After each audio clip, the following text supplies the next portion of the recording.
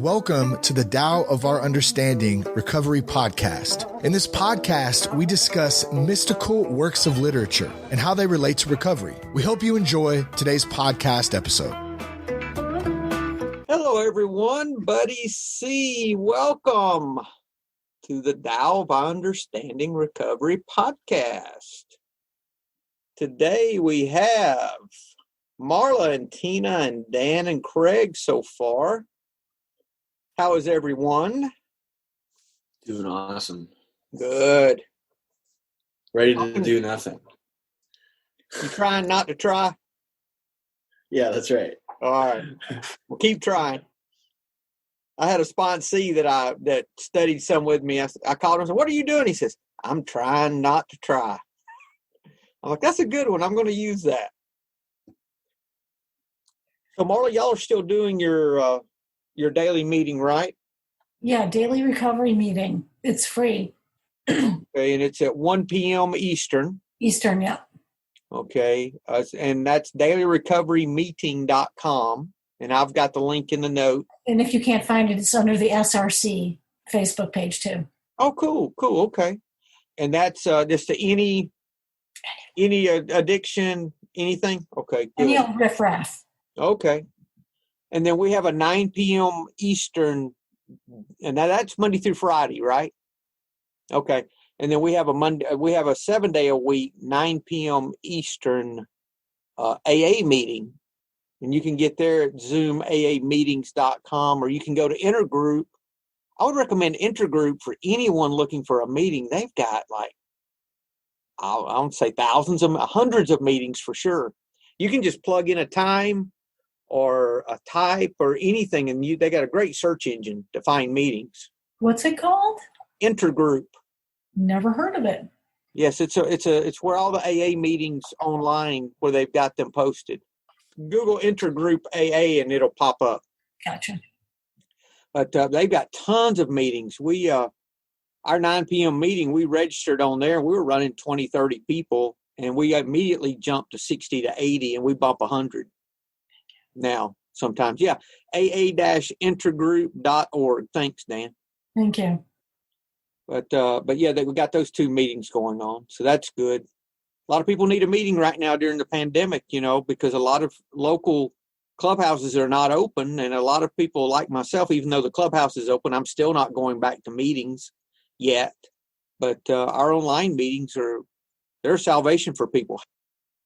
AA Archives contacted, the lady was at our meeting, and she's going to interview some of us about how meetings have changed and people who have gotten sober strictly from Zoom during this time, and all of these, how the changes that are happening within meetings because of COVID and all. It's really interesting, actually.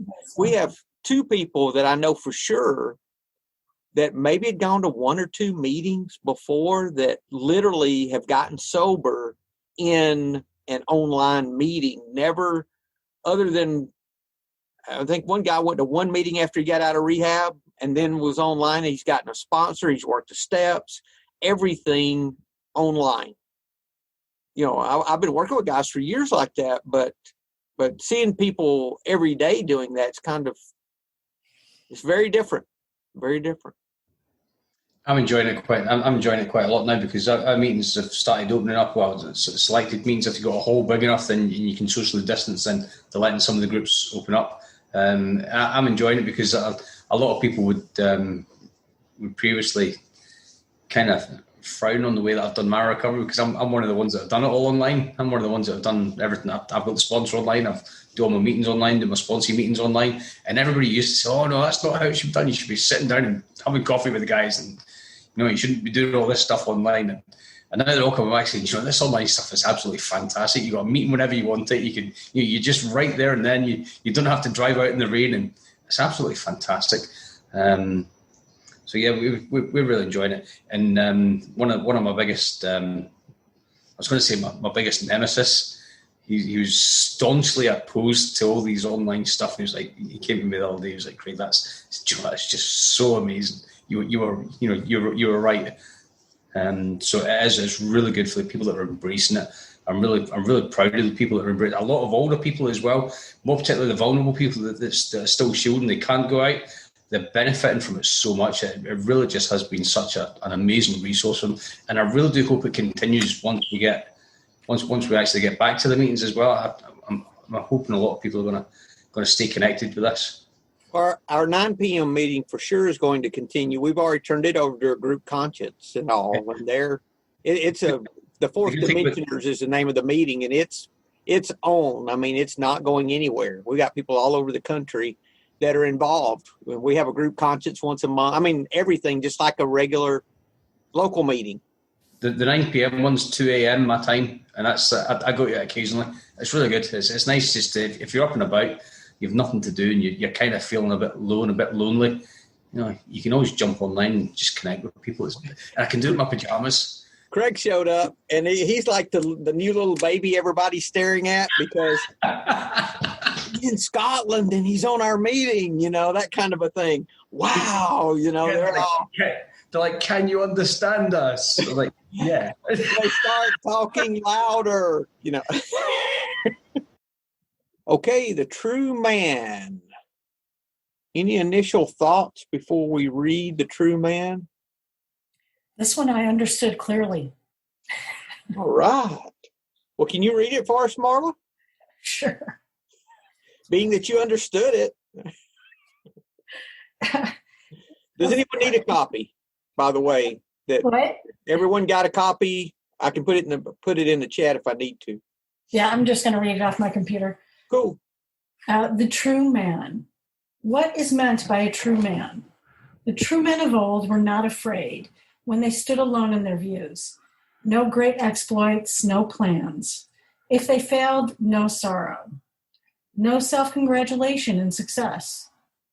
They scaled cliffs, never dizzy, plunged in water, never wet, walked through fire and were not burnt. Thus their knowledge reached all the way to the Tao.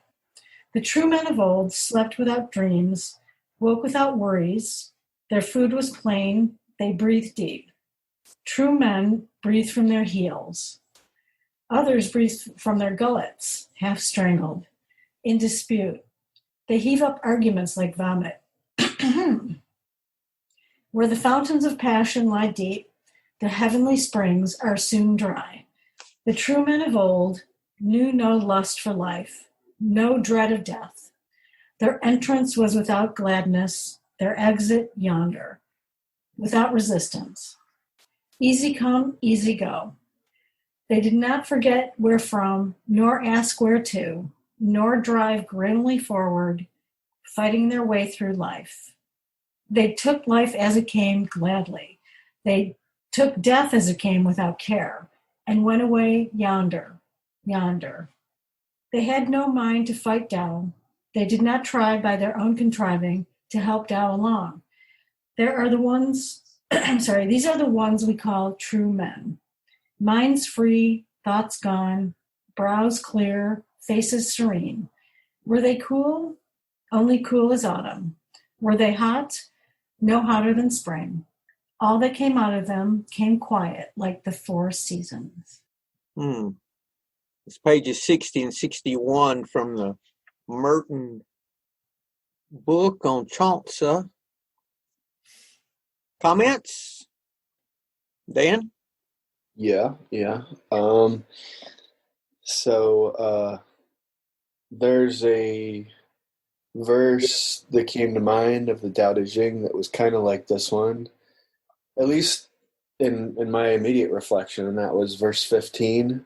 Mm-hmm. They talk about the wise ones of old.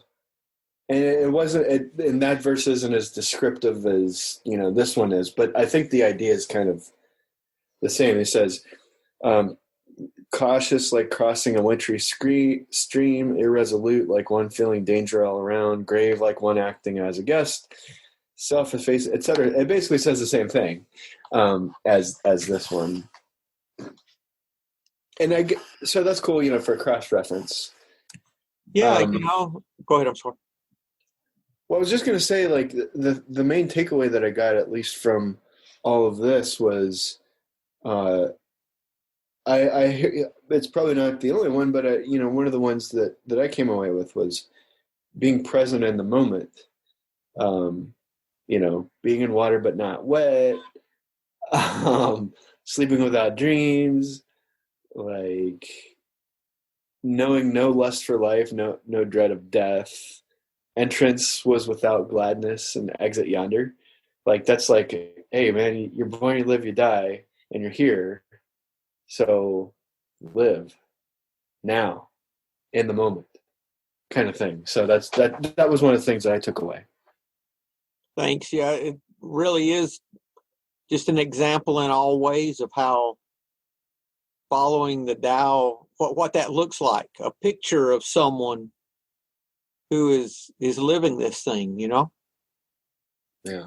I like the one line, the two lines, their exit yonder without resistance, easy come, easy go. All right, we live, we die, what we do in between, whatevs. Yeah, the first of it, that they stood alone in their views. They were not afraid. They were not afraid when they stood alone. There was no people pleasing. No people pleasing, which is huge for me. I see the people pleasing. I've made so many decisions based on what other people would think of me that it's sick. It's all the time. Used to be, Yeah. I bet you don't do that much anymore. I do it more than I would like to. Not much, but I still have.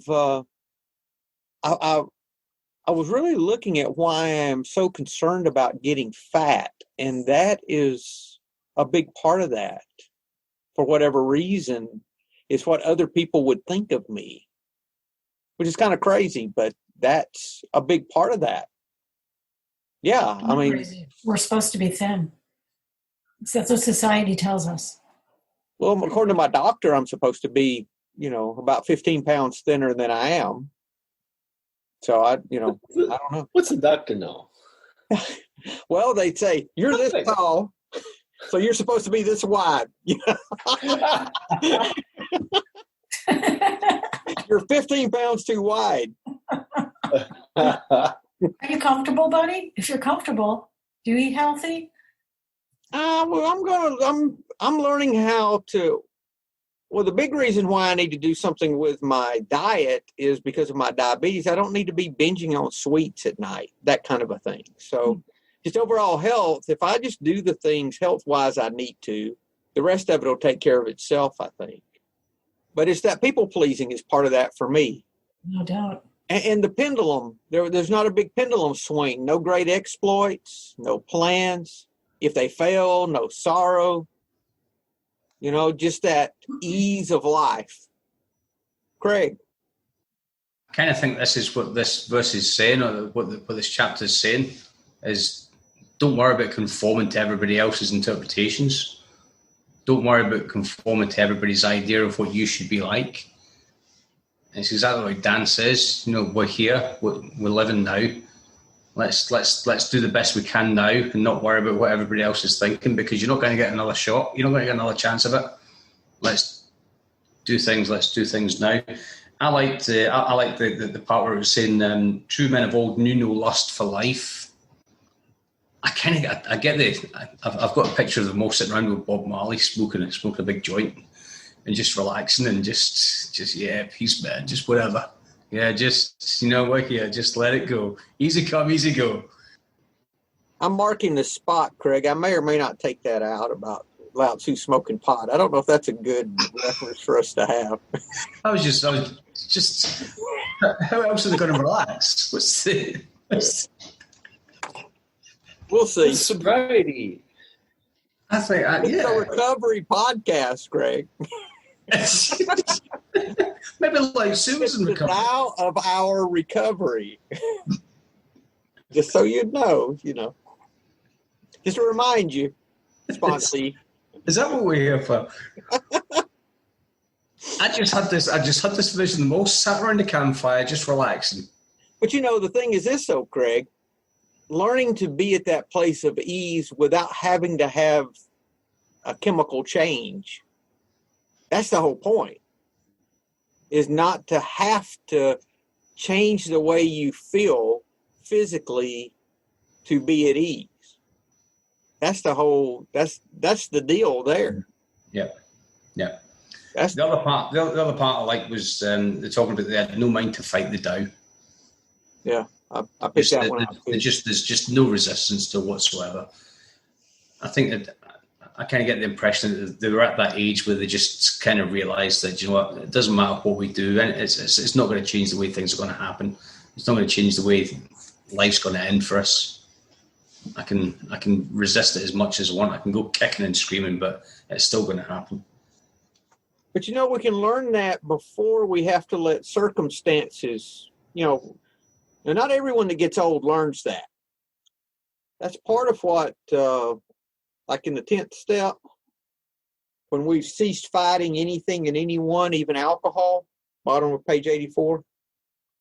Anything, and that's what that reminded me of there, that they had no mind to fight Tao. They did not try by their own contriving to help Tao along. That is when I have my greatest issues, is when I try to help things along. That's usually when I find things go wrong. Not fighting their way through life without resistance. This reminded me of the 51st chapter too. Every being in the universe is an expression of the Tao.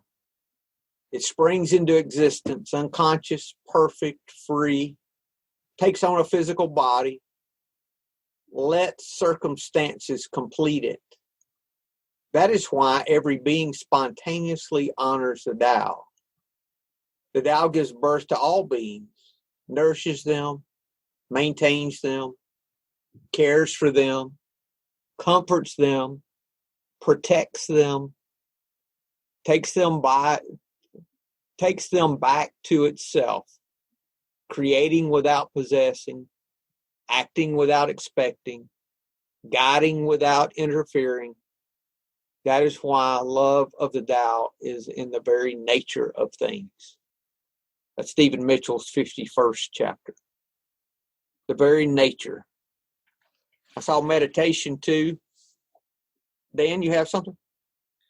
Well, I was just going to kind of jam on that for a second in terms of what I know after I do my 4th step and my 5th step is I get this feeling.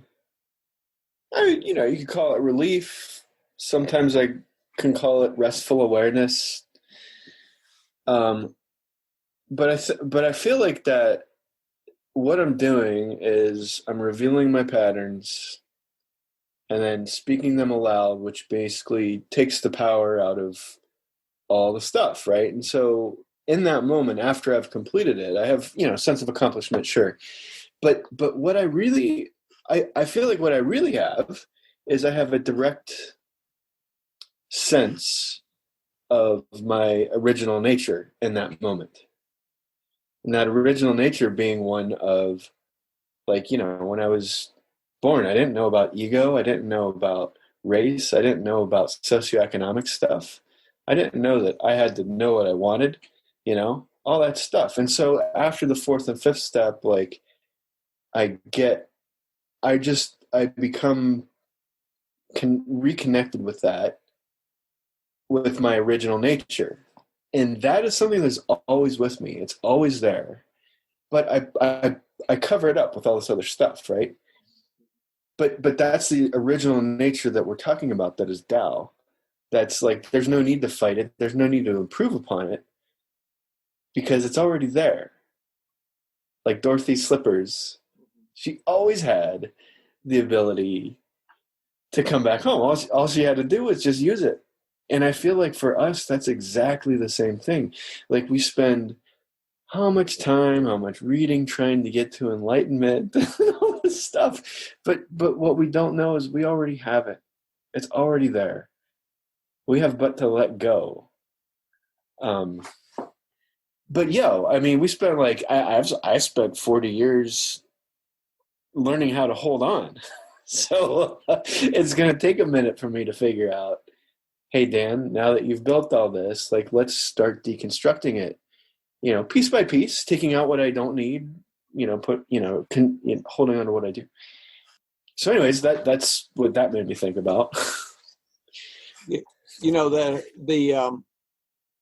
The real gift that the program brought me, recovery brought me, was learning how to surrender. Because unless my life depended on it, I would have never surrendered. Never, ever, ever would I have learned to let go. And even with alcohol killing me, it took 6 years for me to learn to surrender. I mean, even in a miserable state for 6 years, back and forth, a month, a week, 3 days, 3 months, a week, 2 days. I mean, it was like that for 6 fucking years, until I finally learned, till I got to the point really of suicide, till I really just said, either this is going to work or it's not. And it worked. I'm like, what? So, all I had to do was do what? You mean all I had to do was let go? That's all I had to do. Yeah. Yeah. But it was that difficult for me because, like you, Dan, I was taught all my life to work harder and do better. Even the relationship I had with God was a work harder, do better, do your part, and God will do the rest kind of relationship. It's the same thing. It was your effort, and what your effort couldn't do, then God would do the part you couldn't do, not you stop trying. There was no stopping trying in any of that. It was you try harder, and when you've done all you can, God will do the rest. That kind of thinking, And I don't know if that's what I taught, what I was taught, but that's what I heard. Really learning to surrender, I had to have something that was life-threatening to teach me that. So you're right. And I think that's why we see a lot of gifts come out in recovery that we don't see in other places, because our lives depended on us learning how to connect with this power greater than ourselves. I was thinking about that enlightenment comment that you made, Dan, because I'm thinking it's that maybe knowledge that I do have enlightenment is what's keeping me from giving into my addiction right now. I'm sitting in a load of emotions that are really difficult. And, my go-to for anxiety is to drink and to take pills. And something is that and I want to call it enlightenment now, is keeping me sane and sober. It's kind of cool. Thank you for opening that up. Yeah. Well, I mean, like, we feel lighter, right? Because. Well, yeah. Which is, it's enlightened. Right? It's not enlightened with the steps, like the spiritual awakening and all that kind of stuff. Yeah. Yeah, and I'm not a believer in a God in the sky, but it's like I would imagine this is what it would feel like if I were into God. Does that make sense? Yeah, it does. Yeah. I've moments where I feel connected with the universe, connected with the Tao, and my version of God.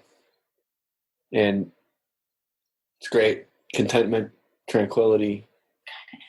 It makes it basically makes it so that I don't want to think about anything else because I have all of what I need right then in that moment. Like when I used to get a buzz from 2 to 4 beers, depending, right? Like I was there, that was the thing. But the problem with that is it lasted for like 15 minutes. But this, like you said, it lasts longer. And it feels better. Buzz going all day? You just drink all day?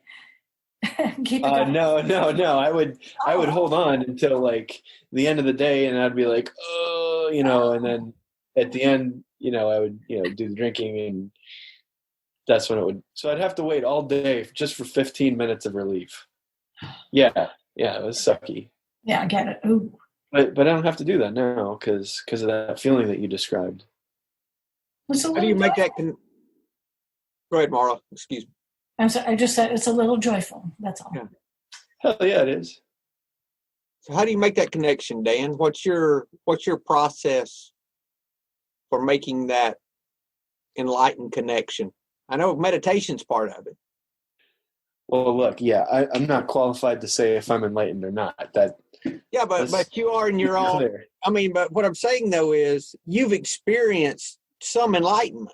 We all have.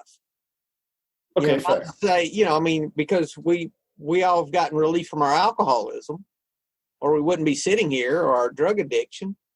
So, how did we make that connect? That is, for me, that's a part of enlightenment. So, how did you make that? How do you maintain that connection? I guess would be my question.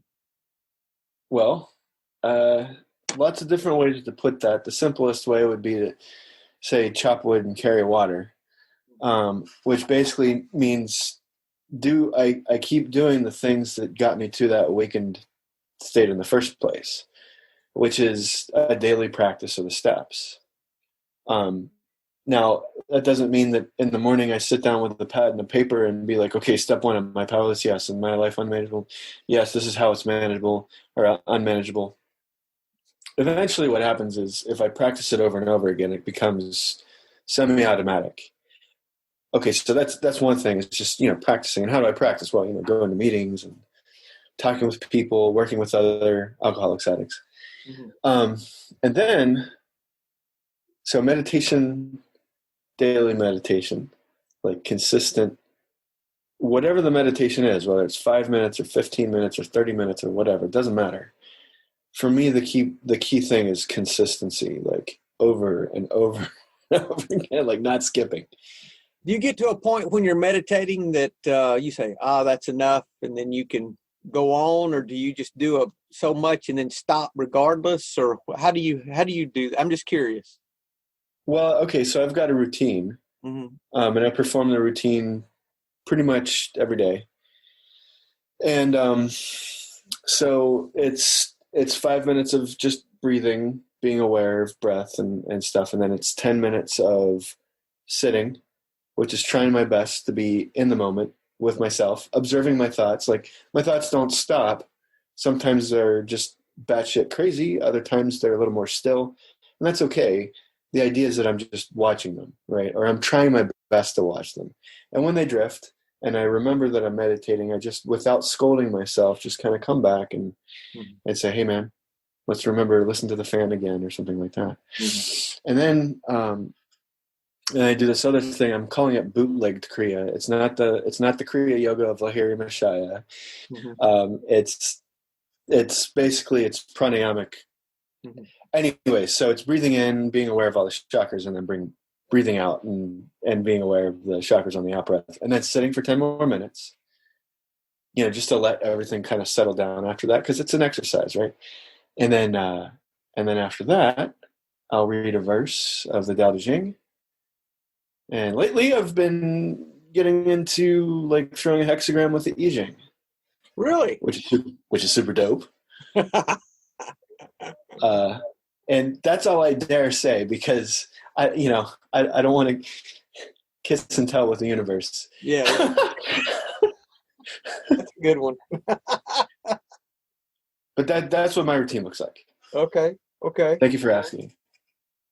Anyone else want to share their connective routines? I know Craig walks. I don't know if he can. I guess he can still walk in Scotland. You can get out and walk in the pandemic, can't you? It's like the only thing we can do.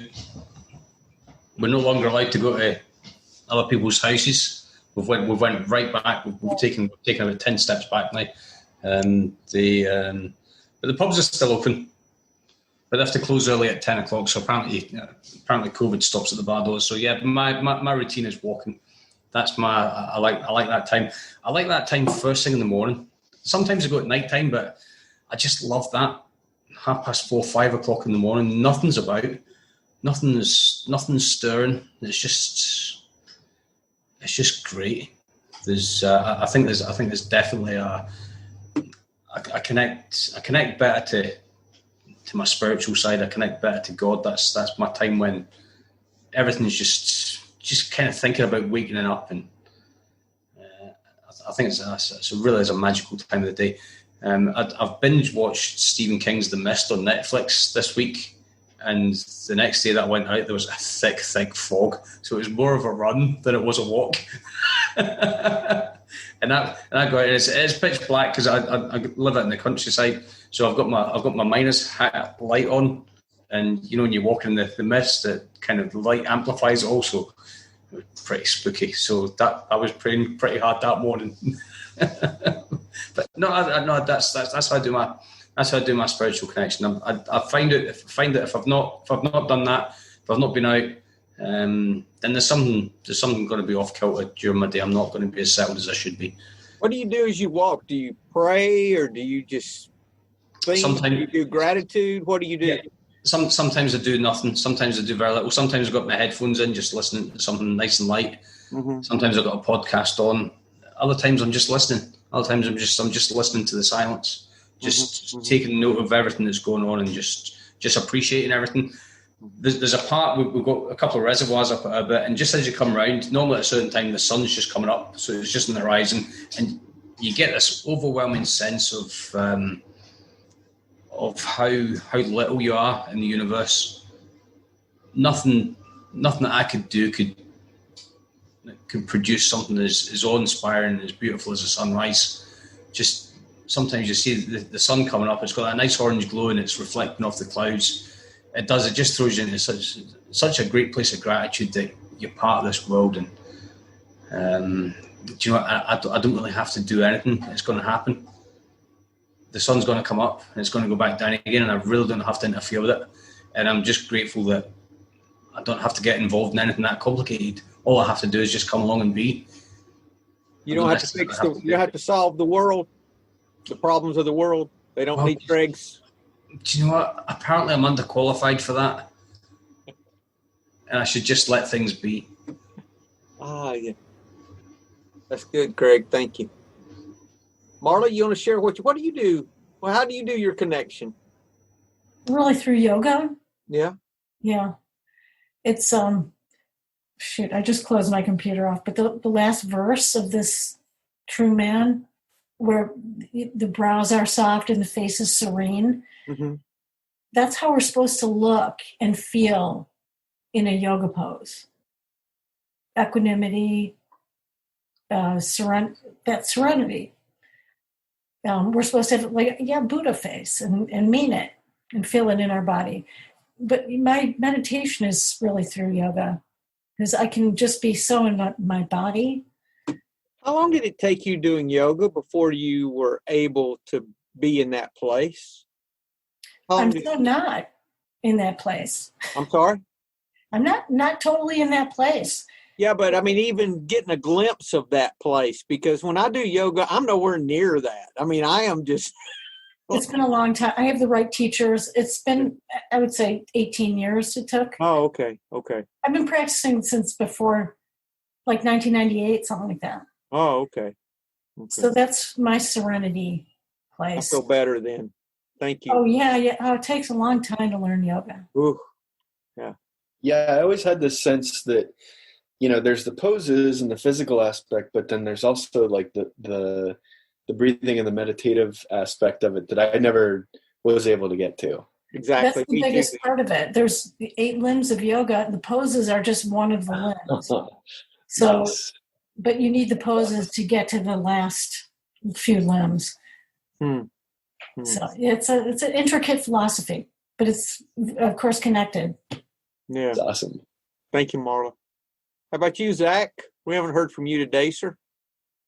Well, like Dan was talking about, I think consistency is really important, but at least in my case, I think it's important to allow some flexibility with that. If you tell yourself you're going to meditate every day and it so happens one day that you don't, then that's not the end of it. that's not the end of the practice. Just like in meditation, you go through this process of like, you watch your breath or however you do it, and your attention drifts, and then you bring your attention back. The overall practice as a whole is not different than that. You start a practice, you drift from it, you bring yourself back to it. That's part of the practice. For me, there was some relief in realizing that it's never all or nothing. It's not you're in or you're out. You're just moving, and then you keep moving, or you sit still, whatever analogy you like. The other thing for me, most of my practice, or most of what I do, is at night. I know most people talk about, doing a lot of stuff in the morning. One day I aspire to that, but right now with 3 kids and a wife that works odd hours, if I wake myself up really early in the morning, I'm going to wake everybody in the house up early. So the only time I'm really guaranteed to myself every day is after everybody goes to bed.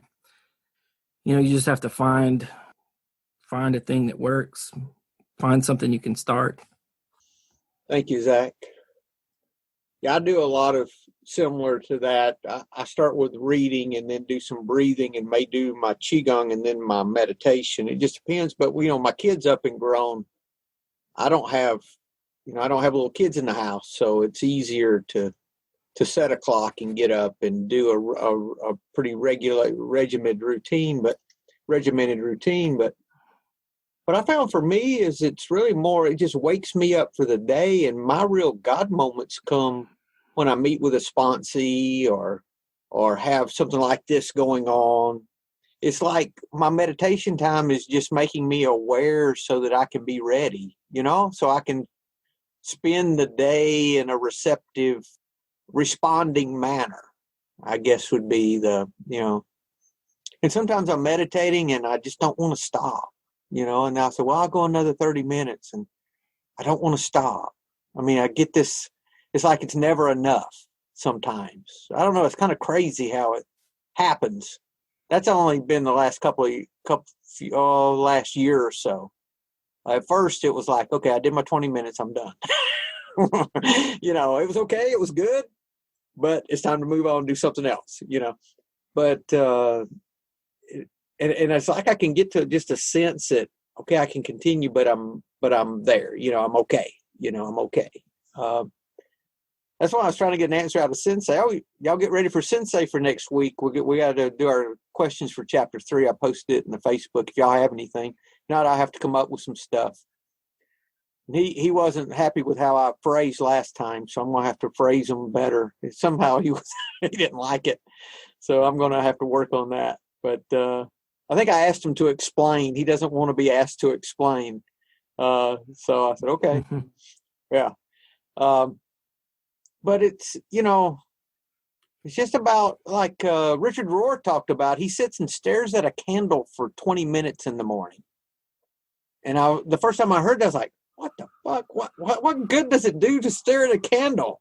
And I was thinking, he's waking up spiritually for the day. There's nothing to accomplish. He's just waking up. Right. When you steady your eyeballs onto something, it signals your brain to stop working. It signals your brain to quiet down. Yeah. That's the point of that one. It's great.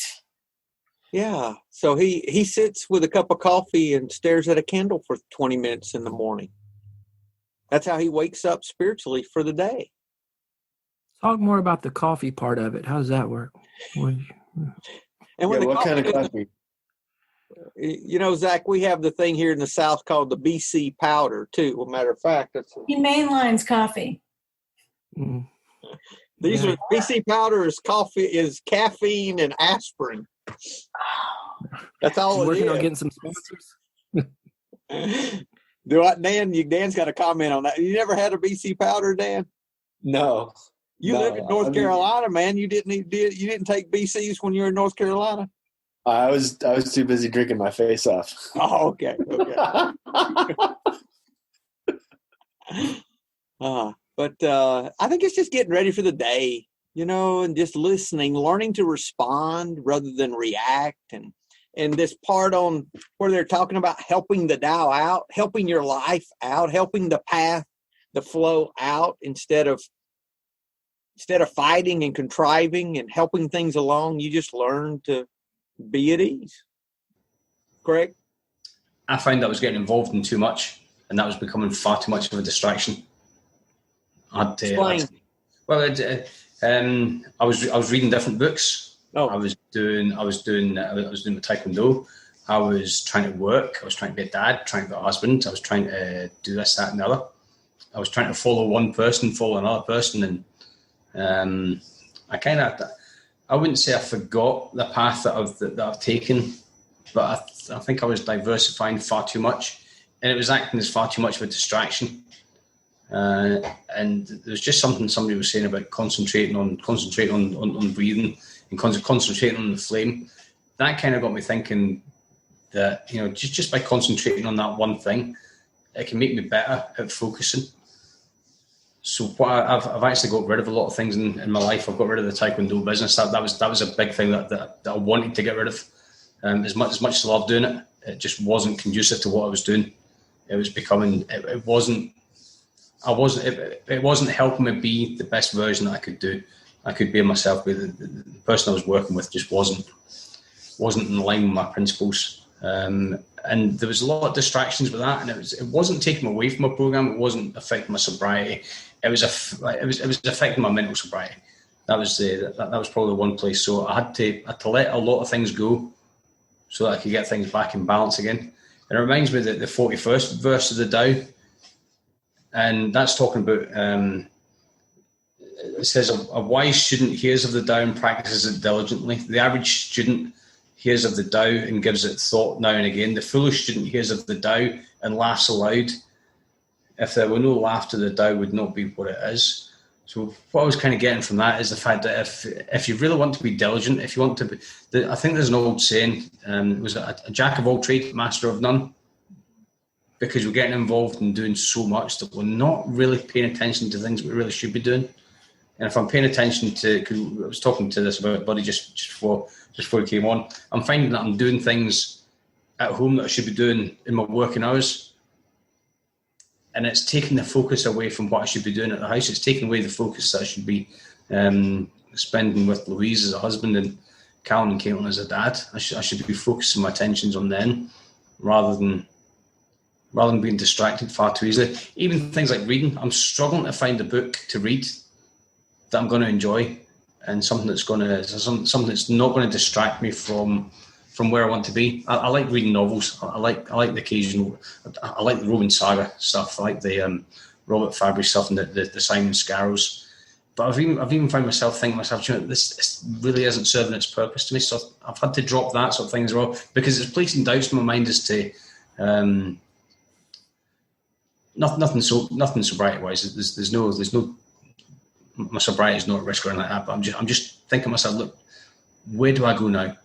I need to focus on what I'm doing now. Otherwise, it's going to be massive distractions in my life. So that's another thing that I've managed to do to try and connect to myself a little bit more, is get rid of all the distractions, get rid of all the noise pollution that's going in my head, and just letting a lot of things go. I didn't realize that something as simple as that, diversifying too much, could be a massive distraction. Well, what happens, Craig, I think with time, is you learn, what we first started talking about was that there's nothing to accomplish. Mm-hmm. Yeah. There's nothing to learn. There's nothing to achieve. And once we surrender the need to achieve, the need to accomplish, the need to gain, then we see what we already have, and we already have everything. It's funny because we were talking about this morning, Marla. We spoke about this in the 19th verse when we were talking about renouncing wisdom. Get your head out of the books and actually go out and do stuff. What do we want to achieve by reading all this quick drinking literature? I'm not a fan of some of the books out there, and I'm not going to name names. But I think to myself, what do I really want to achieve by having all this knowledge? I should really be out. Yeah. The reason we do that, Craig, is because we think that knowledge is going to save us. You know, we think that if we understand that our salvation is an understanding is what we think. If we're not careful, we apply the same principles to recovery that we apply to business and everything else. Oh, I want to learn about recovery. Okay, well, I need to read about this and this and this. You tackle it the same way that you tackle anything in business or health or anything else you want to learn. You go get a book about it and you study it. You know? Which really brings us back to this chapter that we're studying. You know, should we really be doing all this, or should we just be enjoying what's happening at the moment? Well, look at the true men. What did they do? What is our example today? Our example, or they just do. Oh, they just do. Exactly, Marla. They just do. We push it. We just try to make things happen, and then we gum it. This last stanza, like you talked about, Marla, mind's free, thoughts gone, brows clear, mind's clear, faces serene. Were they cool? Only cool as autumn. Were they hot? No hotter than spring. Like they were, nothing extreme. All that came out of them came quiet. No anger, resentment, none of that stuff. Like the four seasons. And when I heard that, I thought, what would that mean? Like the four seasons? Maybe part of that would be the providence thing, that one season follows the other and it happens as planned, and spring follows winter, winter follows fall. So does your life follow its course, the same kind of way. That you have providence in your life too, just like the seasons. Yeah, evenly, smoothly. Yeah, exactly. Yeah. No mistakes, and this looks like a very mundane, average life, doesn't it? I mean, it doesn't look like anything exciting. Well, what's the verse in the Tao that talks about that says that someone looks at this and there's nothing there that looks attractive? When you see the Tao, there's a verse to that. 35. She is centered in the Tao. She who is centered in the Tao can go where she wishes without danger. She perceives the universal harmony even amid great pain because she's found peace in her heart. Music or the smell of good cooking may make people stop and enjoy, but words that point to the Tao seem monotonous and without flavor. When you look for it, there's nothing to see. When you listen for it, there's nothing to hear. When you use it, it is inexhaustible. Or when you surrender to it, maybe another way to say that. Because that's what it is. It's surrender to the Tao is what it is. It's surrender to letting go and being open-minded. That's the thing I have learned. When something's starting to bother me, if I can stop and kind of just, I don't know how, I just open my heart. Just open up and say, I'm not going to fight this. It just goes away. The anger just leaves. I don't have to say anything. I don't have to do anything. If I just stop and say, I'm just opening my heart to whatever this is. I'm not fighting. Just take a deep breath, and whatever was building stops building. It's crazy how that works. This is a good one. Good example for us. I think we should add easy come, easy go to the same status as it is what it is.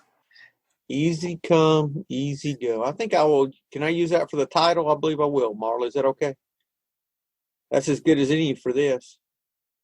Tina, you have anything to say, dear? I know you're traveling. I wanted to make sure before we closed if you had anything. If not, you don't have to. Oh, there she is. No, thank you. Thank you for everybody sharing. And I really like leaving with the image of Craig being the new little baby. The bearded baby, right? I thought you were going to say about the image of me being in my pajamas. Oh, Lord. Thank you, Tina. Everyone good? All right. Well, y'all have a great week, and we'll see you next week. Thank you. Hello, this is Buddy C. I wanted to make you aware of several recovery-related resources that I've posted in the episode description. These resources include a list of recovery podcasts, a free sober meditation app, daily recovery email, shared Google Recovery calendars. Hope you put some of these resources to use and have a great week. Thank you for listening to the Tao of Our Understanding Recovery Podcast. If you enjoyed this episode, please share it with your friends in recovery.